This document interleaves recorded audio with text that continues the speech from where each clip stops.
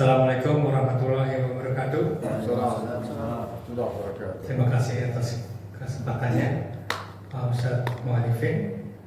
Ini untuk beberapa kali saya mendapat kesempatan yang baik nih. Jadi kalau mundur di 2019 akhir, beberapa tahun yang lalu ya, 3-4 tahun yang lalu, waktu masih ada warung 5.000, agak pertama saya ngobrol sama Syekh. Pak, kerja di mana Pak? Kerja di Mercubuana di dosen. Dosen apa Pak? Dosen perbankan syariah. Oh, masih ada riba ya?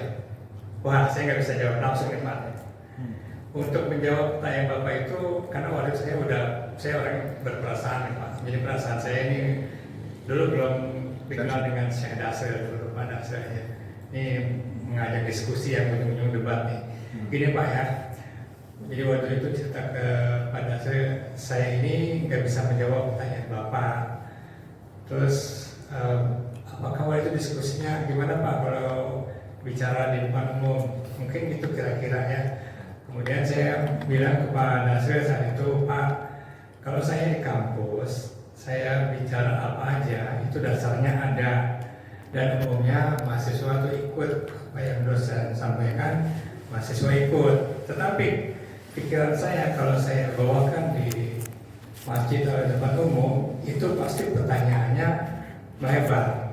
Jadi bahasanya cuma 10 lembar, pertanyaannya 20 lembar.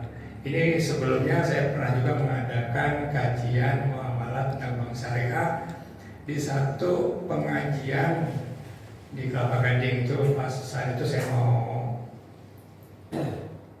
mau pengabdian, saya sampaikan itu, dan memang pertanyaannya yang dibahas halaman 1 sampai yang 10, yang ditanya halaman 40 sampai halaman 60 ya, menyambung. Oke, ya. Sebagai pembuka ya. Jadi kali ini merupakan masa yang baik ya.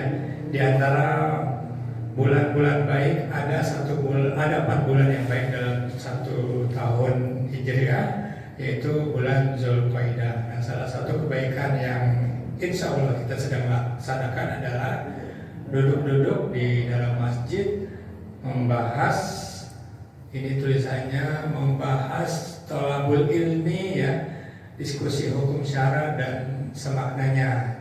Jadi sebagaimana yang harus sampaikan, tidurnya Nabi itu sesudah Isya. Nah, jadi sesudah Isya itu kalau nggak tidur buru-buru, kalau nggak ngobrol sama istri. Nah, ini sebagai satu kegiatan yang baik, yaitu membahas thalabul ilmi ya. Jadi ini merupakan insya Allah menjadi ilmu. Karena kalau asuransinya aja itu ilmu dunia, tetapi kalau sudah dipakai syariah, asuransi syariah itu menjadi insya Allah ilmu akhirat. Nah, kembali saya sampaikan ya, sebagai salah satu bahan pembahasan saya selama mengisi atau berbicara di ngopi ini saya masih menggunakan salah satu sumber dari buku karangan Dr. Erwandi Tarmizi. Ini salah satu judulnya ini kan Harta Haram Muamalat Kontemporer. Nah, ini dibahas dalam buku ini tentang asuransi, dan pembahasannya sebagai pengantar aja, karena dari bisa dibilang mungkin 600 buku di sini membahas asuransinya itu hanya 15 saja, 15 halaman. Nah, ini langsung saja, tunggu ini tadi saya slide berapa ya? Slide 41.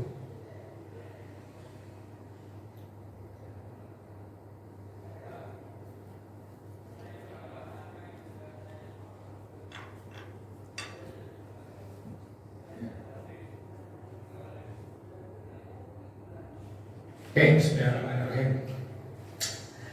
Asuransi syariah di Indonesia ya. Ini sebagai pembuka, asuransi syariah di Indonesia itu sudah ada sejak tahun 94. Ini rupanya, kalau menggunakan kata-kata tadi pembicaraan juga baru enggak ya, sebetulnya sih enggak, baru enggak juga, ini merupakan salah satu bahasan perkuliahan saya di kampus. Jadi kalau tadi pagi diumumkan sama Pak Malifin, apa yang saya bahas di kampus itu saya sudah share di link YouTube-nya tadi pagi.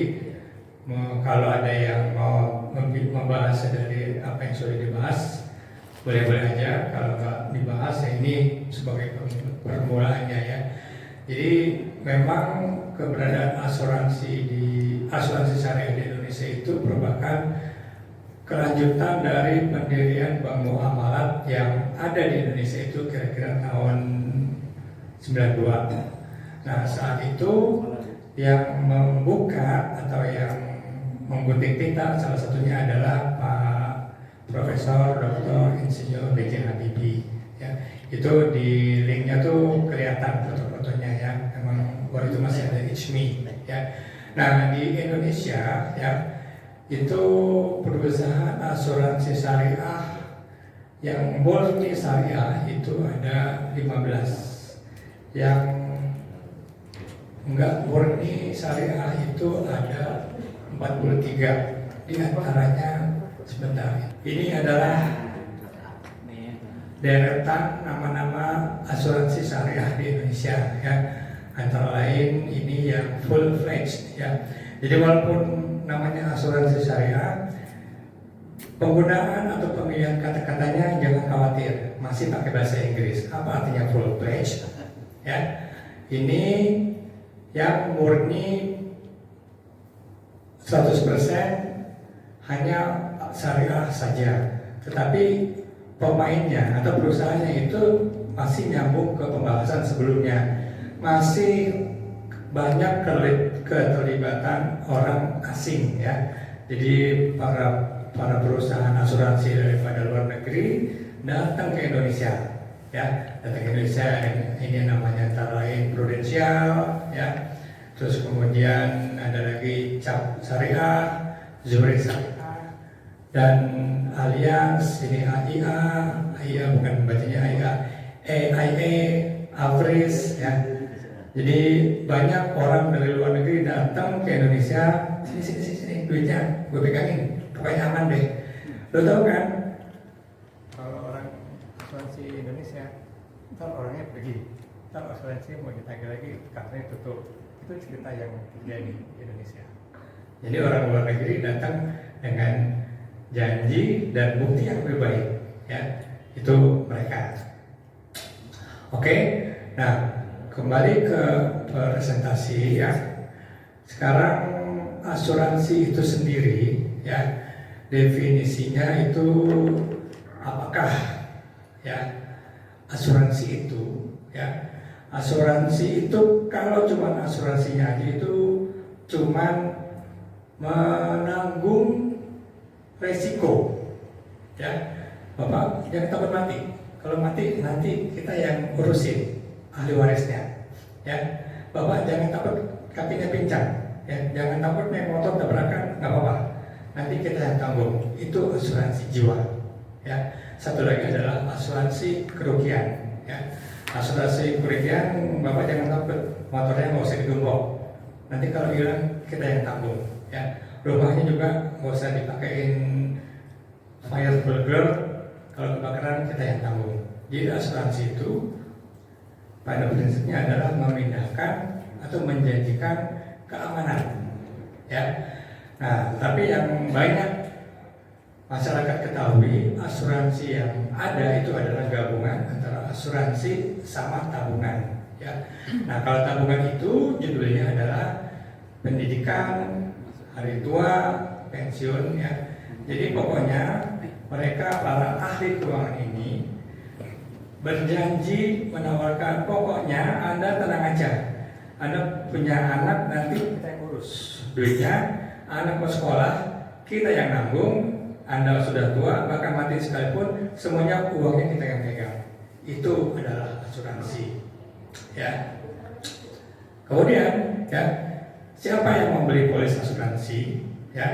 Nah, yang membeli polis asuransi adalah mereka yang punya duit lebih untuk beli premi ya. Jadi agar di garis bawahi ya, kalau duitnya pas-pasan itu otomatis nggak akan beli premi ya. Dan mereka yang punya nyawa dan takut kegiatan ekonominya sesudah dia mati nggak dia ngurusin, makanya dia akan beli polis ya. Kemudian ini cuman bukan orang yang punya nyawa doang, tapi orang yang punya harta, yang takut hartanya rusak, hilang ya, dan lain sebagainya. Jadi kalau punya ansuran, mau beli polis asuransi mobil, syaratnya mesti punya mobil. Mau beli polis asuransi kebakaran, syaratnya mesti punya rumah yang bakal takut kebakaran ya. Jadi kalau punya nyawa doang cuma boleh beli polis kematian ya. Nah itu juga harus ditakuti oleh adanya rasa kekhawatiran, ketakutan, kehilangan, takut kesengsaraan, dan punya kepemahaman atau ketidakpemahaman pada saat dirayu oleh salesnya ya.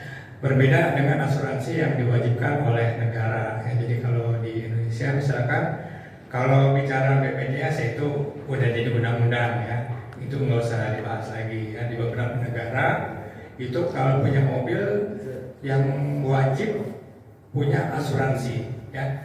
Di negara tetangga kita seperti itu. Jadi kalau punya mobil, walaupun katanya punya asuransi, tapi masyarakatnya tetap menggembok ganda ya. Kemudian lanjut ke sini, nah kemana dana nasabah ya. Jadi setelah orang itu punya asuransi, kalau saya jadi sebelumnya saya juga pernah punya beli polis sendiri. Ini jadi cerita pribadi ya, bukan polis dari kantor. Kalau dari kantor umumnya kalau di perusahaan yang peduli sama karyawannya, baik itu perusahaan asing atau perusahaan dalam negeri, dia akan memfasilitasi atau memberikan polis bagi karyawannya. Jadi karyawannya ditanggung sampai sakit, kemudian sampai mati, terus kemudian kalau punya aset juga ditanggung. Nah ini yang selalu jadi pertanyaan ya. Sesudah dana terkumpul, mau dikemanakan duitnya oleh si perusahaan asuransi itu tadi. Ya kalau mau sampai detail, saya sih sebenarnya udah disiapin ya.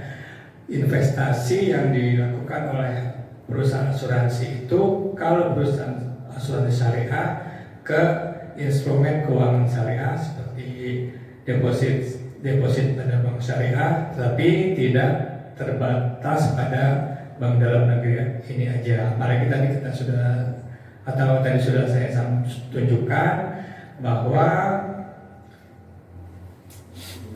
tidak hanya perusahaan asuransi Indonesia saja yang ada di Indonesia. Kemudian selain bank internasional juga pasar modal internasional, sukuk dan lain sebagainya. Nah terus kemudian ini nyambungnya kemana ya? Oke, halaman 20.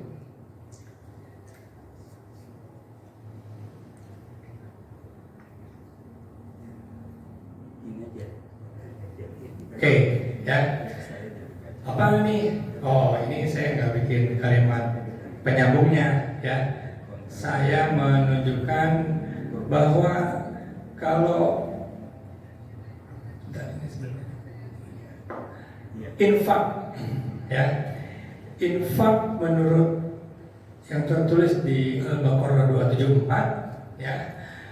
Orang-orang yang menafkahkan hartanya di malam dan di siang hari secara sembunyi dan terang-terangan, maka mereka mendapat pahala di sisi Tuhannya dan tidak ada kekhawatiran terhadap mereka dan tidak pula mereka bersedih hati. Ya. Jadi di sini diartikan, ini saya ambil dari ini referensinya. Jadi kata infak, ya. Ini diartikan sebagai nafkah. Jadi kalau seperti saya nggak punya latar belakang pendidikan bahasa Arab yang sangat panjang dan lebar, jadi mesti nyambung-nyambungin apa yang ditulis di Al-Quran sebagai narasi asli ya adalah yunfikun, ya. Kemudian mereka yang berinfak itu wala, ya, tidak akan khaufun, ya, khawatir, ya, walahum, dan tidak juga bagi mereka ya zanun, bersedih hati. Jadi ini dikait-kaitkan antara asuransi dengan infak, ya. Berapa premi asuransi itu minimal yang kita infakkan supaya kita tidak punya kekhawatiran. Karena ini belum saya tulis, ya. Mereka yang memilih untuk beli polis asuransi itu kecenderungannya orangnya pelit, ya, dan memang takut kehilangan hartanya, ya. Barusan sebelum berbicara, sebelum megang mic, saya Dasril udah ngomong sendiri, kita nih di sini cuma sementara. Ya iya, duitnya juga cuma sementara, nggak bakal lama gitu. Itu kira-kira, ya. Jadi kita yang sebelumnya saya juga pernah ngomong, ya, di sini juga dibanding sama, sampai umur 25 tahun itu saya pribadi nggak peduli punya apa gitu, nggak peduli, pokoknya ada aja urusan, ya, untuk urusan kebutuhan ekonomis, ya, ada aja gitu, ya, nggak pernah peduli. Kemudian sedekah, ya, ini kutipan dari salah satu buku, ya, Mukjizat Sedekah Berlipat Ganda, ya. Jadi sedekah ini didefinisikan dulu. Kita di lingkungan kita itu yang namanya sedekah umumnya barangnya barang bekas, ya, yang di rumah udah nyempit-nyempitin, udah kayak enak dilihat, ya, walaupun masih bagus, punya jas kesempitan, ditaruh di rumah, nanti tambah baju lagi, ya, kita sedekahin aja, ya. Nah, sedekah itu barang baru dan barang yang kamu cintai. Kadang-kadang kita dapat barang baru, dapat ceritanya ternyata barangnya dia juga nggak beli, barang giveaway, ya. Jadi dapat tempat minum, tumbler, dapat topi, dapat kaos piknik, dipakai sekali doang, sedekahin aja dah daripada begini begitu. Nah, itu bukan sedekah sesuai dengan ketentuannya, ya. Manfaat menurut buku tersebut, ya. Jadi kalau asuransi itu hanya menjanjikan kehilangan kekhawatiran pada saat hidup di dunia. Kalau sedekah ini janjinya, ya, memanjangkan umur, ya. Ini diambil dari kisah pemuda sahabat dan muridnya Nabi Ibrahim yang akan nikah. Saya lupa tadi bacanya apa, ya. Kayaknya dia sakit, kemudian dia menyedekahkan sebagian hartanya, setengah hartanya. Ini kalau cuma ngomongin doang, sebagian hartanya disedekahkan, ya. Ini rumah saya, bukan rumah bapak. Rumah saya di Japos. Berapa nilainya? Saya sebut aja 1 miliar. 500 miliar saya sedekahkan. Kayaknya orang yang dengar gila juga nih, setengahnya disedekahin, kan? Tapi kalau kita mau belajar dari kisah-kisah itu yang ada gitu loh. Kalau mau sesuai aturan syariah, ya. Jadi kebanyakan kita mengaku-ngaku saya sudah setengah hijrah, setengah dunia, setengah akhirat. Tetapi kalau dihitung, pernah saya hitung sama Pak Ego sama Pak Dasril, kalau kita sholat doang ke masjid 1 hari 5 kali itu di total nggak sampai 1 jam, ya. Berangkat dari rumah, dimulai dari wudhu sampai wirid itu mentok 10 menit, nggak sampai sejam. Sementara kalau ke kantor, ya, saya nih dari sini ke busway-nya aja udah 40 menit sendiri, belum nunggu busway sampai perbatasan kota kita di sini di Budi Luhur itu udah 40 menit, belum lagi murah. Jadi memang lebih banyak dunianya ketimbang akhiratnya. Oke, itu kemudian melindungi dari bencana, ya. Jadi manfaat sedekah itu adalah melindungi dari bencana. Hadisnya pernah, ya, kosongkanlah gudangmu untuk memenuhi sesuatu yang ada di sisimu, akan selamat dari kebakaran, kebanjiran, pencurian, dan kejahatan lain. Jadi ini hadis dari riwayat Tabrani dan Baihaqi itu tahun berapa? 1200, ya, 1200 Masehi. Ini menurut buku dan menurut referensi lainnya, asuransi konvensional itu baru ada tahun 1600 pada saat negara Barat mau menjajah dunia lain, ya. Dia takut barangnya kecebur di laut, baru ada tahun 1600. Dan asuransi itu sendiri baru ada tahun 1800 setelah terjadi kebakaran besar di kota London sana. Ya. Kemudian, ya, menurut sumber lain, ya, artinya bukan dari sumber buku ini, ya, sedekah menutup 70 pintu keburukan. Hadis riwayat Tabrani. Ya. Dan yang terakhir adalah bersedekah menghindarkan diri dari segala macam penyakit jasmani dan rohani. Ya. Jadi ini bentengilah hartamu dengan zakat, ya, obati orang-orang sakit dengan bersedekah dan persiapkan doa untuk menghadapi datangnya bencana. Jadi asuransi itu bersinggungan, ya, dengan urusan sedekah. Jadi kalau yang dijanjikan, ya, para sales asuransi itu nggak pernah menjanjikan selamat di dunia dan akhirat, dia cuma menjanjikan selamat di akhirat doang. Nah, tetapi, ya, kembali lagi tadi saya kemukakan, ya, masalahnya, ya, masalahnya itu selalu disimpulkan kalau urusan hadis sama Al-Quran itu nggak nyata, ya, nggak pasti. Kalau asuransi kan pasti, ikut setahun udah jelas tuh. Jaminannya apa? Mobilnya mau kembali. Memang, ya, ini saya sambung-sambungkan, ya. Di banyak ustaz menyampaikan, ya, kalau sholat 2 rakaat sebelum subuh dapatnya apa? Dunia dan akhirat. Dunia dan akhirat itu sesuatu yang besar. Nggak sampai. Coba kalau dijanjiin, barang siapa yang sholat 2 rakaat sebelum subuh dikasih mesin cuci, itu pada datang. Kenapa? Karena orang ngerti mesin cuci apa. Cuma kalau dikasih pengertian dunia dan akhirat belum sampai, ya. Oke, itu aja. Jadi ini supaya menghilangkan bahwa saya lagi presentasi, ini ngopi. Jadi ngopi itu jangan terlalu serius. Oke, silakan ngeteh dan buang buah. Demikian presentasinya. Sudah boleh nanya? Boleh nanya. Saya nanya dulu lah. Nanti dulu lah. Saya dapat mic-nya. Coba, ini mana? Kan kita lagi ngopi.